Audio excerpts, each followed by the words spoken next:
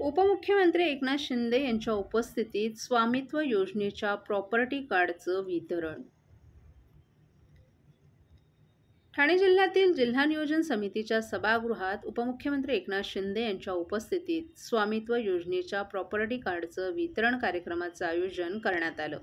या कार्यक्रमात पंतप्रधान नरेंद्र मोदी यांनी ऑनलाईन माध्यमातून देशभरातील 50,000 गावांमधील 65 लाख ग्रामस्थांना प्रॉपर्टी कार्डचं वितरण केलं.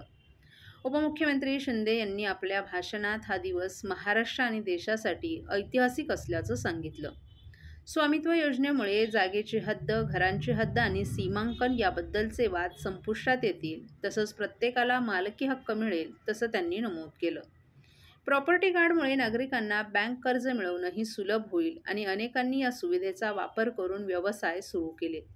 शिंदे यांनी पूर्वीच्या सरकारांवर टीका करताना 50 ते 60 वर्ष काँग्रेसचं सरकार होतं, ज्यांनी देशातील लोकांना वंचित ठेवलं, परंतु पंतप्रधान मोदी यांनी अनेक योजना सुरू करून गावांच्या समृद्धीला चालना दिल्याचं सांगितलं.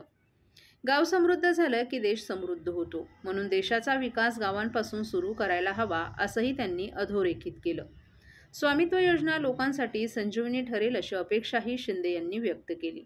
यावेळी खासदार नरेश मस्के, आमदार संजय केळकर, ठाणे जिल्हाधिकारी अशोक शृंगारे तसंच इतर मान्यवर, पदाधिकारी, शासकीय अधिकारी, कर्मचारी, जिल्ह्यातील लाभार्थी, शेतकरी, उद्योजक आणि नागरिकही मोठ्या संख्येनं उपस्थित होते.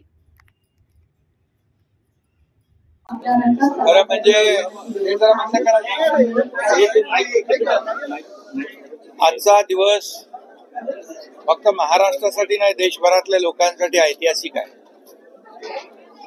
कारण स्वामित्व योजना प्रॉपर्टी कार्डचं वाटप आज ऑनलाईन पद्धतीने आदरणीय प्रधानमंत्री मोदी यांनी केलं. जवळपास 50,000 गावांमध्ये 65 लाख ग्रामस्थांना या प्रॉपर्टी कार्डचं वितरण झालेलं आहे.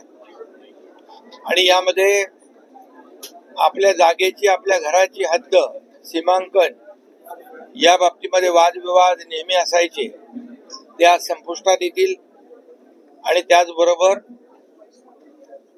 प्रॉपर्टी कार्ड मिळाल्यामुळे खऱ्या अर्थाने एक मालकी हक्क जो आहे तो प्रत्येकाला मिळेल.